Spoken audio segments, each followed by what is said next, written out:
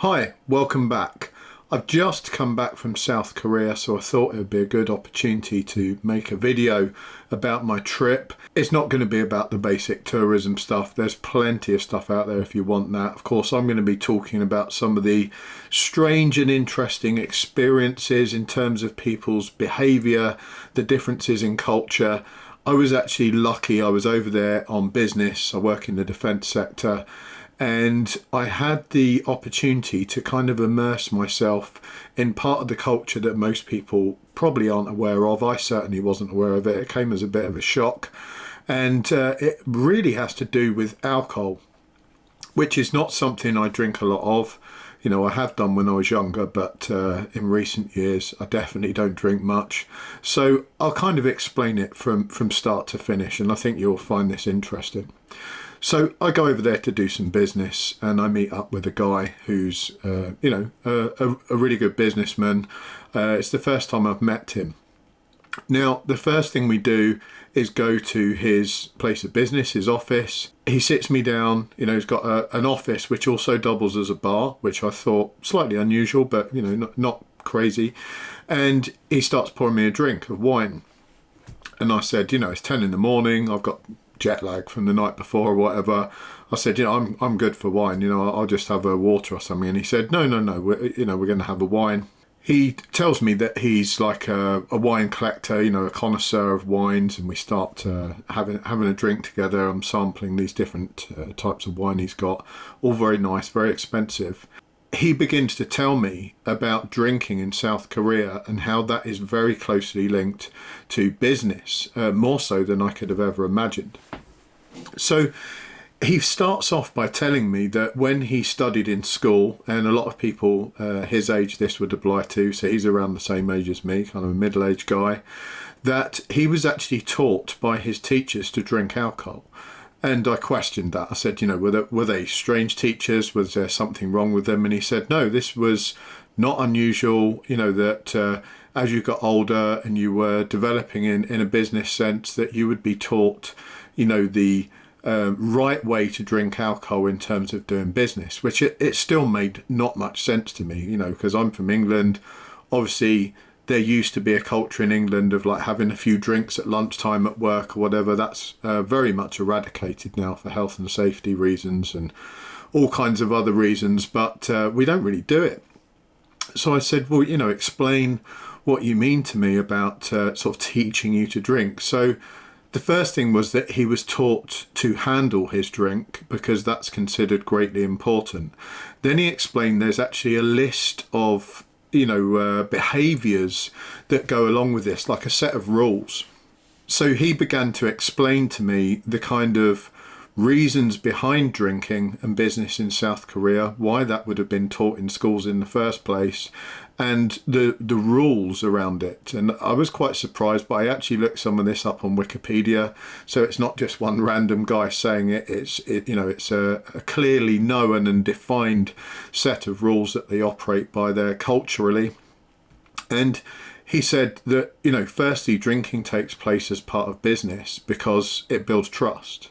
That if you're drinking together, it becomes very hard for someone to hide things away. You know, it opens people up more. They're more inclined to speak from the heart, and therefore it builds trust between business parties. So this would commonly happen between two different companies, for example, when they were going out, or maybe it would happen between like senior members of staff and lower ranking members of staff that were having a kind of night out, and it would be mainly to build relationships and kind of break down any barriers that might be there. So I can understand from that point of view alcohol has some sort of level of usefulness.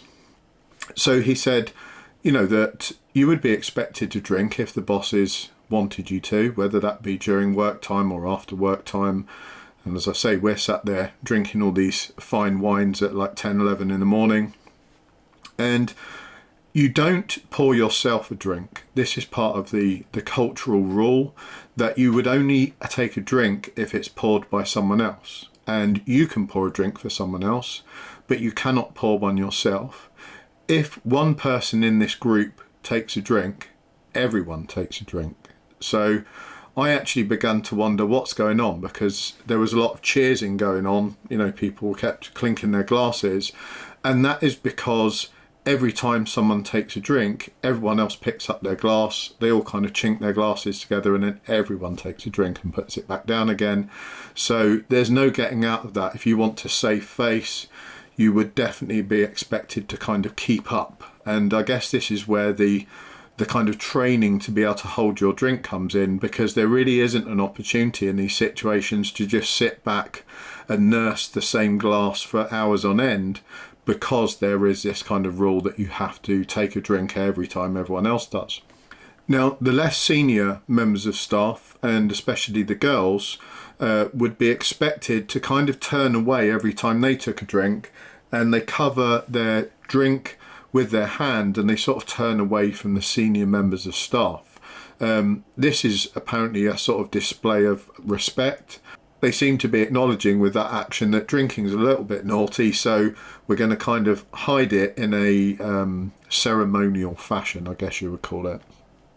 And then he began to explain that this drinking to do business happens in stages, and they call it rounds, you know, which is a common term for us. We think of rounds as in each person goes up to the bar and buys a round of drinks, and they come back and everyone kind of takes a turn. It's kind of like that, but in this case, rounds mean different venues. So you would start off at one venue, and for example, we started off, we're having some wine. Always you're eating at the same time.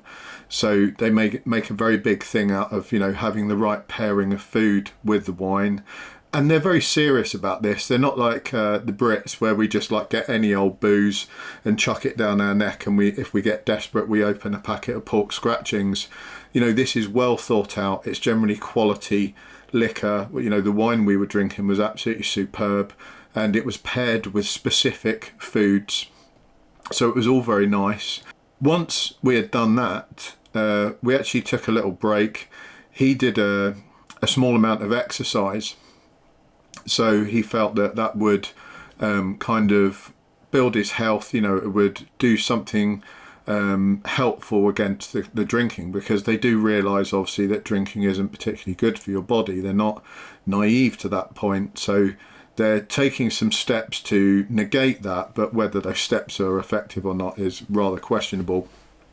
Anyway, straight after that, it's back to the kind of round two. And round two involved like going to a Korean barbecue. So they're grilling lots of meat on a plate in front of us. Really, really nice, you know, all this different kind of spicy meat. The food out there is incredibly spicy, and they also made a big deal out of that because I'm obviously not Korean. And they asked me if I like spicy food, and I could tell by the kind of grin on their face that this would be coming. So, you know, the food comes out, they wait for me to take a taste of it. We're using metal chopsticks as well, by the way. It's like another thing in that country is metal chopsticks are used. So I'm doing my best to kind of pick up these spicy pieces of meat with metal chopsticks, and it was incredibly spicy. Luckily for me, I eat really hot chili stuff all the time. I always have done since I was young, so I'm pretty much immune to it. I've been pepper sprayed multiple times for work. I've even ate some pepper spray in a ham sandwich before. So, you know, I'm not too concerned about spicy food. They were highly impressed by this, and that's part of their culture, is the ability to withstand spicy food whilst you're drinking, obviously, and also to eat the food while it is piping hot. So, you know, it would be considered rude to sit there and let the food get cold, or like a soup, you would eat it literally as it was steaming. I couldn't actually manage to do that. They must have had like asbestos lined mouths or something, because it was unbelievable how hot this stuff was that they were actually eating this soup. I had to let mine cool a bit. But again, that's kind of a bit of a loss of face for me, that I can't eat this thing when it's smoking hot. Then we get to the portion sizes, which, you know, I've travelled all over the world, lots of different countries, had many, many dinners with many, many people, and I've never had such large portion sizes, and it just keeps coming. Like the Korean barbecue, just more and more and more, and every time I was thinking, God, I'm absolutely stuffed, another bunch of meat would come out, and it was delicious, by the way. I'm not complaining about that, but for the English culture, it might be difficult for some people to consume that amount of food in such a short time. All the while we're drinking wine constantly throughout this meal. We're sort of clinking glasses and drinking this wine. Then we move on to the next round, the next stage, and that involved walking a little bit down the road. We find a different venue again, and this time we go into like a sort of bar that sells fried chicken. Now, fried chicken is also incredibly popular in South Korea. It's like it's kind of a texture of a sort of KFC chicken, but it's like a Korean spice version. It is absolutely delicious. The chicken is incredibly tender, and I thoroughly recommend that you get some of that. Sometimes it comes in like a salad with this crispy pieces of chicken scattered over the top. Other times it's literally like a bowl of wings and some spicy sauce. So we consume that as well, and now we're drinking beer. We've moved on. We've done the next round is beer. So we down a couple of pints of that. So by now, for someone that doesn't drink, I'm kind of a bit squiffy, and I'm just trying to keep up basically without losing face, because I'm trying to do some business, support the company that I work for, making sure we put our best foot forward. So I don't want to get drunk and make an idiot of myself, but also I don't want to humiliate someone by, declining to partake in their cultural activities, which was so weird to me, like the cultural activity of drinking alcohol. I never really thought that would be a thing. I have had it before with people from like the Eastern Bloc, that they really want to do business and have a few shots of vodka or whatever. So it's not that unusual, but this level of etiquette around it was certainly the rules and regulations involved were something I'd not come across before. Then after that, I have to look for a toilet. Now, one thing to note, most places where you go to eat and drink don't have toilets on the premises, which again, to English people or to people in most of Europe would be very strange, because it's regulatory in England, for example, that if you have a place selling food or drink, that you have toilets in there. So I'm asking where the toilet is. When I ask that, they just give me a code, point to a piece of wall with this code written on it. And then they explain to me that it's actually around the corner. And this is standard for pretty much all these places, that you would walk around and find this public toilet, but the public toilet is coded, so not anyone can get in there. It's sort of semi-privately used by multiple businesses.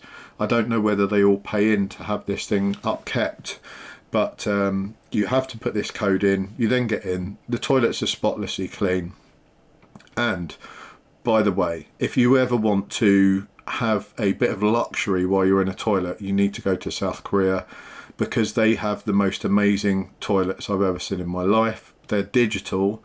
So the toilets I used, every time I sat down on them, the seat's already warm. It's got like a built-in, like a steering wheel warmer, but in the toilet seat. So you literally sit on a warm toilet seat, which is very pleasant. They're self-washing, so they actually wash themselves as well. So, generally speaking, everything's incredibly clean. The culture itself is very careful and clean, so people aren't going around like making messes everywhere. And once you've been to the loo, you can then press one of 3 buttons which cleans you in a variety of different ways. The first one is just a sort of generalised clean of your bum and cheeks and whatever. The second one is one tailored for females, so obviously it cleans like the frontal area. And then the third one I was curious about actually had what appeared to be a stream of water kind of going through like the centre of a picture of a pair of bum cheeks. And I thought, well, what does that mean? It actually meant exactly what the picture showed. I called it the Michael Barrymore. It gave me a little bit of a shock, let's be honest. It's literally a stream that directs straight up your butt. So it's like a surprise colonic. I'm sure it's good for cleaning you out, but if you're not expecting that, it can be a little bit of a shock. The water is warm, by the way. You can decide on this screen how warm or cold you want the water. So it's not unpleasant, but it was deeply unexpected, and some people might not like that at all. And once you've done that, you can then press another button which actually dries your bum with like a giant hairdryer that's built into the toilet. So it's a really cool experience. You know, when I came back to England, I felt like I was in the Stone Age, you know, putting a lid down, it's freezing cold because it's, you know, winter here, and then sort of pulling a lever, mechanical lever, because the toilets over there, some of them auto flush as you get up. Some of them you have to press a button and they will flush, but it's pretty much all digital. So that was really cool. Finished going to the loo. We're now walking around this place, and we're in a interesting part of Seoul, which is, he called it like the young people's city. So the government has actually created part of the city there that specialises in cheaper rental houses so that young people can actually afford to live in that area. They've built houses that are, you know, on the affordable and smaller side, little townhouses and stuff. And all of the young people are encouraged to, you know, start up businesses there, to work there. So most of the cafes and restaurants and all the shops are completely staffed by quite young people and owned by quite young people in a lot of cases. So a lot of older people from surrounding areas actually go there because the Koreans really respect kind of age groups. You know, the old people are very respectful to young people because they see them as the future of the country and they like to see them doing well. And the young people are incredibly respectful to their elders because that is just the tradition of those countries. In fact, it has been the tradition of most countries. It's just that we've lost it over here. And I've got to say that kind of orderliness was very pleasant. You know, it's very respectful. Everyone is incredibly nice. The orderliness leads to like clean streets. I asked about crime. They told me it's virtually crime free, and that's because any sort of crime there is cracked down on with really an iron fist. You know, very, very strong on dealing with criminals. You know, he told me that some criminals had kind of a few years ago got a bit overexcited and started shooting at each other and stuff and having some sort of turf war, and in the end the military came in and they joined in and the criminals lost and there was no more criminals after that, and the criminals that were around, they kind of disappeared underground and they're doing like cyber crimes and stuff and not raising their head above the parapet too much. So there is criminality, it's hidden away. And he said, you know, if you're a tourist, you're never going to see anything happening on the street pretty much. They've of course got big concerns about North Korea, you know, so that's one of the reasons they're so security conscious, is that there could be spies, there could be people planting bombs or all kinds of unpleasant things, because the North is always threatening to do horrendous stuff to the South and the rest of the world as well. So they're on like a high security alert in those terms. We then walked back to the car, and we actually met then by another guy who is sent along as like a chauffeur, because by now everyone's had a few drinks and, you know, none of us can drive obviously. So the chauffeur then drives us to like the next round. So the next round turns out to be a kind of underground club, and this is in the Gangnam district, which I'd only ever heard of based on the song, right? The Gangnam Style song, which I had no clue what that referred to at all. But Gangnam is kind of, I guess, the seedier side of South Korea. There's some pretty cool bars there, there's some clubs, and there's this more kind of darker vibe slightly. And I'll get into that. You know, that they sort of hinted at it being a darker vibe. I actually didn't think it was that dark. So we get into this club. Now we're on to the hard stuff. It's like whiskies, champagne, all expensive on that ad. I mean, the price of these things were absolutely insane. I wasn't paying, so I wasn't concerned. I also was trying not to drink too much. So they just bring all this stuff out. Bear in mind, I've now eaten like 3 lots of fairly large meals in the space of, you know, like 3 or 4 hours. And they now start piling up the table with more food, because one of the rules is if you're drinking, you're also eating. Sensible rule, because that kind of stops you getting absolutely wasted, but it also means the huge amount of calories that you're consuming, is probably not that great for you at the end of the day. So we're now eating this spicy food, drinking these drinks in this kind of private VIP room. Next thing you know, some girls come in, and they're just there as hostesses, and there was an air of kind of titillation about it, that the Koreans kind of felt that this was like quite an erotic moment. But actually all the girls did was sit next to the guys, talk to them. If any of you have ever been to a lap dancing club and you've had a sit down where you just sit down and talk to the girl and she's kind of nice to you and pours you drinks and stuff, it was basically that. There was no dancing, there was no nudity. The girls are dressed classily, but looking very pretty. They were very beautiful girls, and all the girls there were also professionals, so they had professional day jobs. They were clearly very well paid for doing this escorting work, but it wasn't the kind of escorting that we would associate with in the UK. And every so often, as the girl poured a drink, she would kind of accidentally brush a finger over your hand or whatever and kind of catch your eye, and that was considered to be a kind of erotic moment in this place, which is a whole heap of difference to like lap dancing clubs and strip clubs and things like that. It just shows the conservative culture difference there, that they are titillated by much less than we would consider titillation in other countries. The girls were really nice, I had a good time. They were actually fascinated. The girls they didn't speak great English, but they were getting a lot of it translated, either using their phones to show me, or one of the guys could speak pretty good English, so he was doing some translation.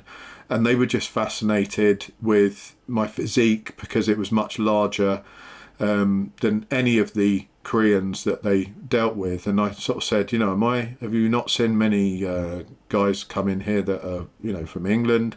And it turned out they haven't even seen any Westerners in this place, that it's not really a tourist destination, and the club itself is probably not known to tourists. It would be a place where you would have to kind of know how to get in there. So they had never even dealt with someone from this country, let alone a Western person. So I was like the first guy that they had there as a patron that looked like me. So they were fascinated. They were kind of grabbing my arms and looking at my hands. They were interested in the fact that I had veins visible on my arms from weight training and stuff. So they were asking all about that. That was really fascinating for them, that they had not really come across that before. And they were asking about, gym and training and all this stuff. Now, gym's popular in South Korea, but they definitely don't have a culture of kind of lifting heavy weights, getting really big.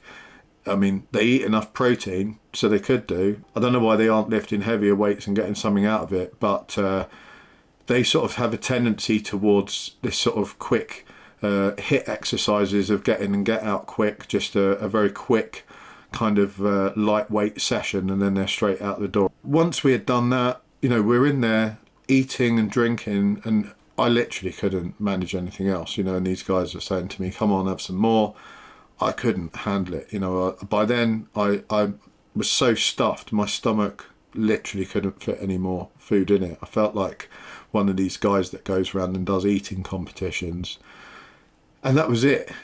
After that, went back to the hotel, and I just sort of laid on the bed clutching my stomach and wondering how I was going to fly the next day. And I hoped that I would kind of not be ill or anything, because I'd had all this alcohol, I'd had all this like really spicy food, and I was like stomach cramps galore, and I thought, God, this is going to be a nightmare. As it happened, I was fine. I just went out to the loo and everything was normal. But once they've finished their drinking, it's also customary for them to have certain kinds of soups which they associate with lessening any ill effects from alcohol.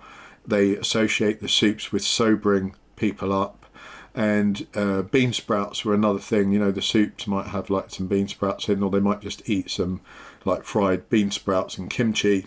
They associate bean sprouts as lessening the effect of alcohol and helping your body to kind of process and deal with the alcohol. I don't know if there's any medical evidence for that, but that's certainly what they generally believe. Now, it was explained to me that all this drinking culture, and like I said, you can look it up on Wikipedia, because it sounds so bizarre that you think maybe this guy's just met like a random heavy drinker, he's kind of making this stuff up. But no, it's a well-known fact. You can look at it on Wikipedia. And he did explain to me that younger people are moving slowly away from that culture, just like we're seeing in Europe and England. I think that's a good thing in Europe and England, that we are becoming, more aware of how bad alcohol can be for your health.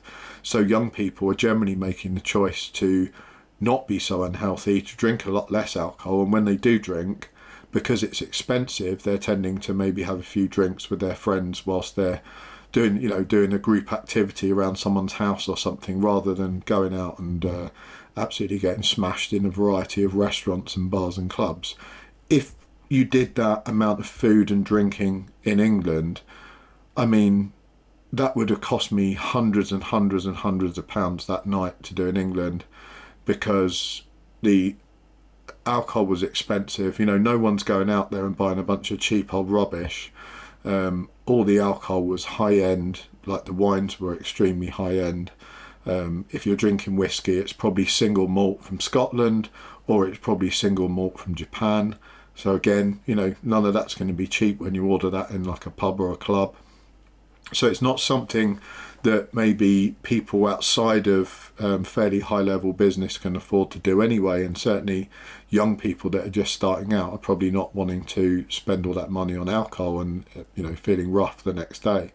So it does seem to be a change in culture, and he said there are some young people that just don't partake in that at all, but they all do realise that that culture still exists.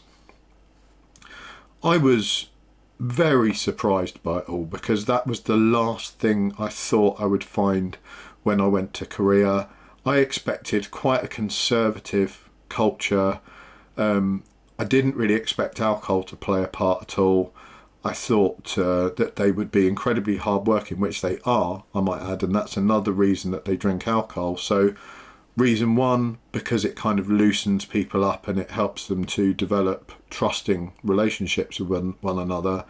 But reason two is because their work ethic is so strong that they would work from very early morning right through, sometimes till late in the evening, and it's stressful, so then they would de-stress by having some alcohol afterwards. And that was kind of part of their healthy lifestyle, was to de-stress yourself, because they would consider that coming home from work stressed is far more dangerous for your health than having a couple of drinks and coming home from work chilled. Now, there may well be some truth in that, because recently we've seen some medical studies which outline stress as maybe the major cause of death, because it can impact us in so many ways. It's the precursor to so many serious diseases. So it might be that alcohol in those terms is the lesser of the two evils. If you've got a choice between being incredibly stressed 24 hours a day or reducing that stress by having a couple of drinks with your friends in the evening, maybe it is the lesser of the two evils. So that was me. I hope you enjoyed the story. It's probably something that people don't often get to see unless they're actually going out there and doing some serious business. Let me know if you've ever experienced any of this. Let me know your opinions on it. A lot of my friends have just laughed and said, wow, it sounds like you just got paid to have a great time, which I kind of did, but I would have loved that, 20 years ago when I was a younger guy and I was into going out, meeting girls, drinking loads. But nowadays, I probably had, in the last year, I probably had like 3 alcoholic drinks, and then I've just had like 15, in one day. So for me, it wasn't the sort of best way to spend the day, but I did it because, I obviously want to facilitate doing a good job, which is crazy. Like, you have to have a load of alcohol to facilitate a good job, but there we go. Let me know what you think. I hope you enjoyed that. Thank you very much for watching. Please subscribe if you haven't already. Take care. I'll catch you all next time.